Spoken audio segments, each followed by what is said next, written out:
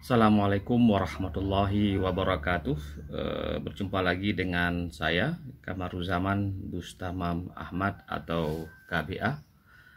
Nah, dalam kesempatan yang berbahagia ini kita akan coba ulas satu topik terutama buat adik-adik mahasiswa yang mengambil mata kuliah tentang kajian Islam atau tentang bagaimana geografi Islam.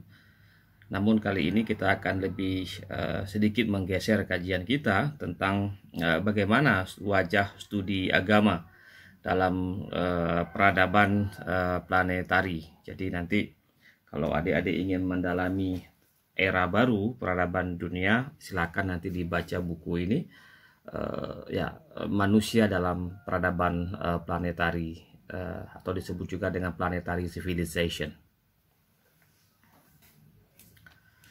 Nah,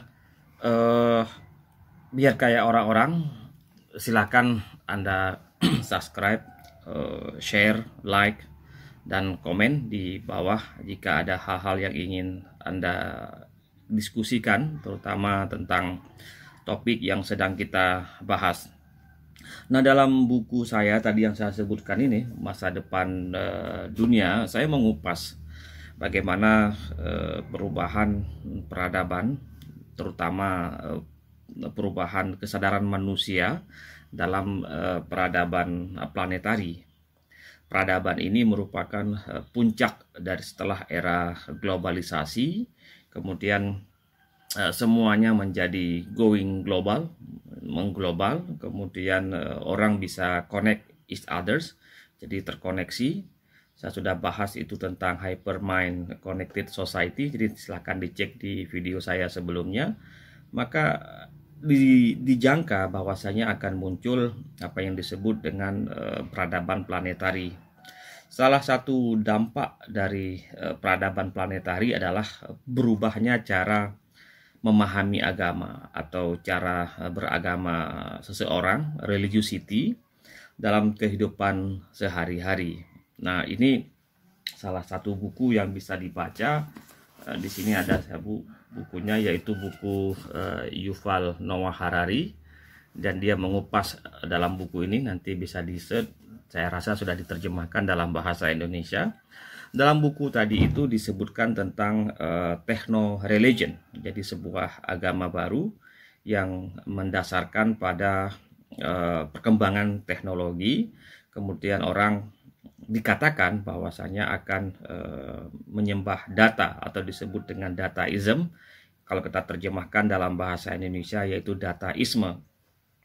Nah, tentu saja ini perlu penjelasan, terutama tentang bagaimana kita memahami studi Islam di lingkungan kita dewasa ini.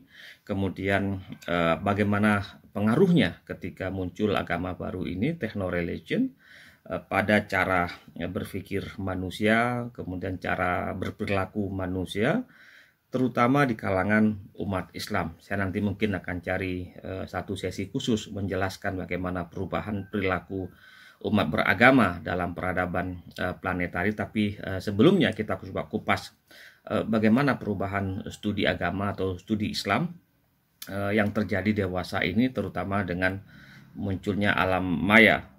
Dan bagi Anda yang ingin mencari konsep techno-religion, nanti bisa di-search di Message Engine apa dan bagaimana techno-religion yang digagas oleh Yuval Noah Harari.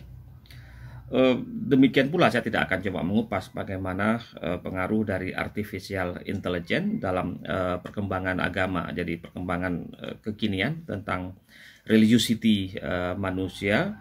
Nanti akan kita cari satu sesi khusus membahas itu. Tapi yang menarik adalah bidang saya, yaitu studi Islam.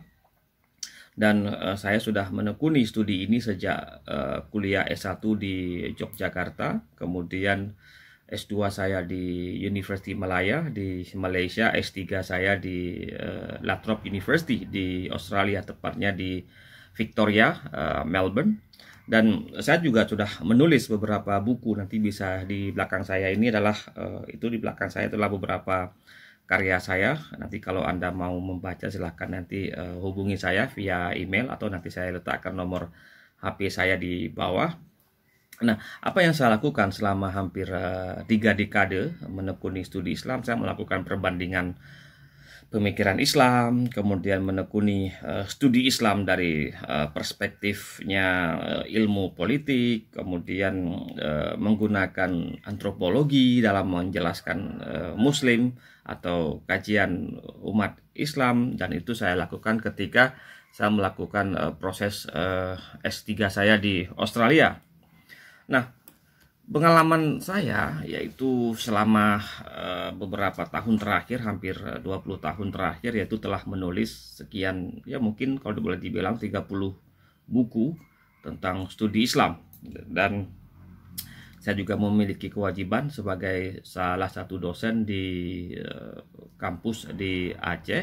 Nah, pengalaman ini memang berbeda cara menstudi agama atau religious studies atau studi Islam, atau dalam bahasa Arab disebut juga dengan dirasah Islamiyah.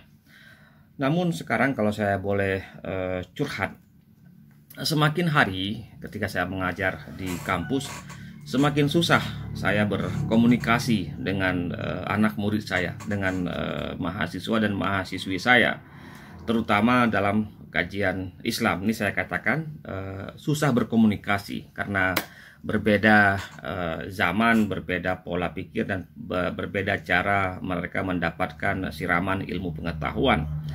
Dan mereka adalah mahasiswa yang berusia 18 sampai 22 tahun dan mungkin lahir sekitar tahun 2000-an.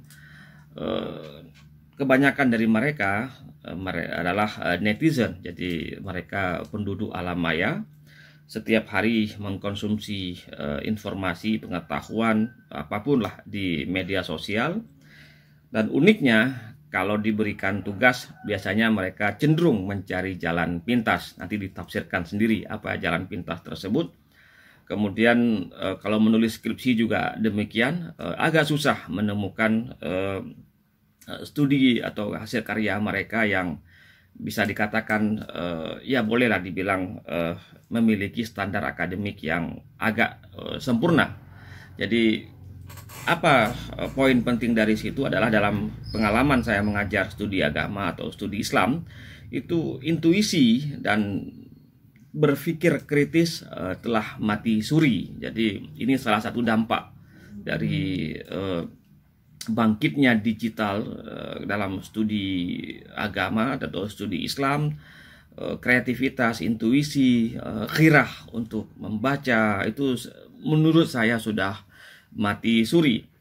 Dan bisa dibayangkan mereka akan menjadi aktor baru nanti dalam perkembangan studi agama atau studi Islam di masa yang akan datang. Mereka adalah generasi serba online atau digital person, dan ya mereka salah satu aktor penting dalam nanti di era peradaban planetari dalam buku ini. Jadi apa tandanya? Everything's based on Internet of Things atau Internet of Mind. Nah, karena itu saya akan coba lihat bagaimana dampak pengetahuan yang mereka dapatkan dari digital, dari era digital ini.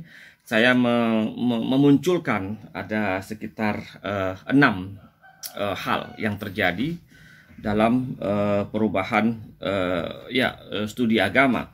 Yang pertama adalah boleh dibilang pertama sekali itu adalah religious knowledge based on click.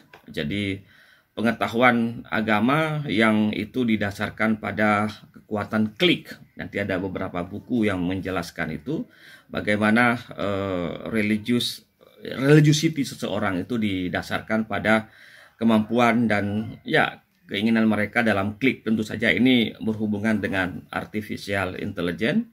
Kemudian religious knowledge based on profiling. Jadi bagaimana kebiasaan mereka dalam dunia maya, dan itu bisa dilakukan dalam proses profiling. Dan ini poin yang kedua, yaitu tadi saya ulangi lagi bahwasanya pengetahuan agama yang berdasarkan pada sistem profiling.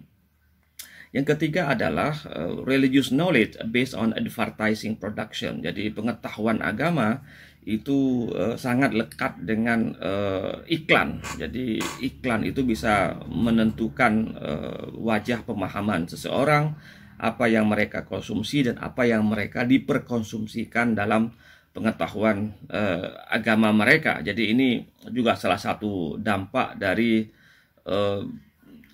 model baru pembelajaran agama. Nah, yang keempat adalah religious knowledge based on digitally generated emotion. Jadi pengetahuan agama yang itu sangat terkait dengan emosi.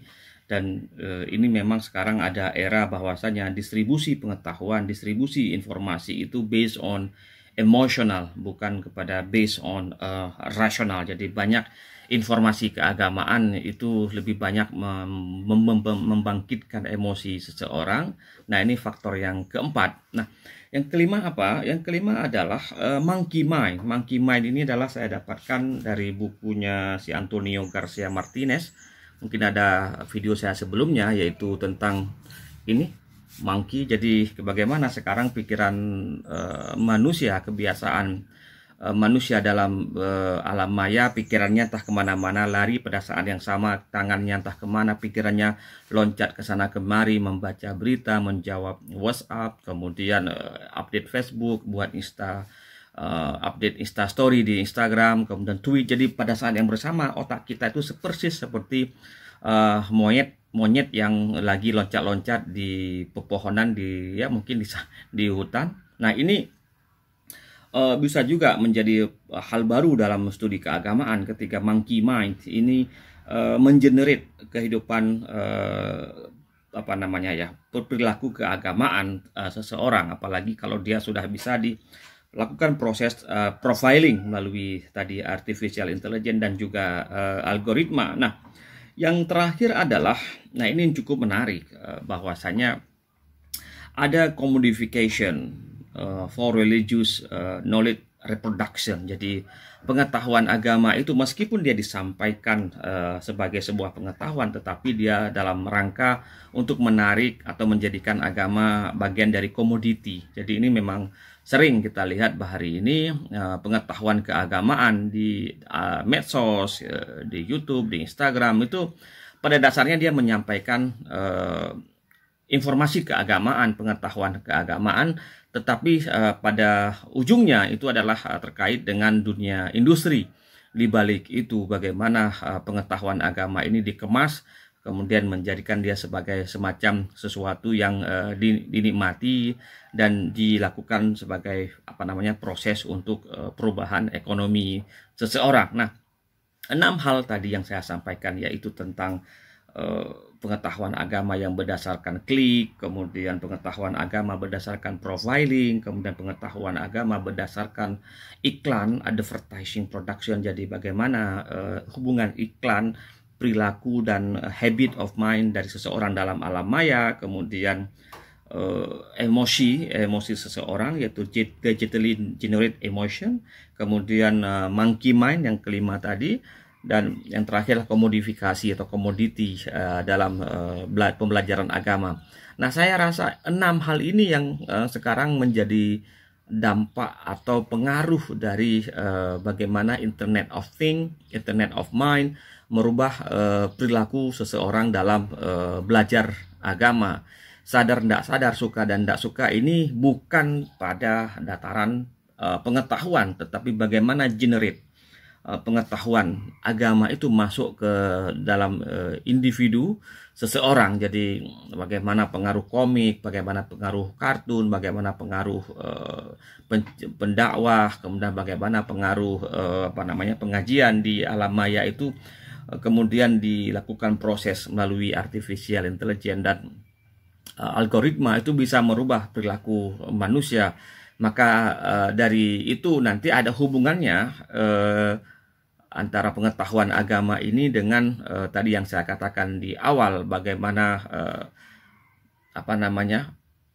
studi agama tidak lagi dipelajari dalam model tradisional dari kitab, dari buku yang itulah based paperwork tapi digital work, namun dia sudah melalui proses advertising, klik, profiling, emoji, dan semua hal yang itu membuat seseorang semakin terprofiling dalam alam maya. Nah, itu saya rasa 6 hal dari dampak pengetahuan keagamaan dalam proses pembelajaran studi agama hari ini, terutama yang dirasakan dan terasa saya lihat ketika saya memberikan pengetahuan keagamaan kepada beberapa anak mahasiswa saya di kampus, dan juga kepada teman-teman saya yang belajar agama dari alam maya atau dari medsos.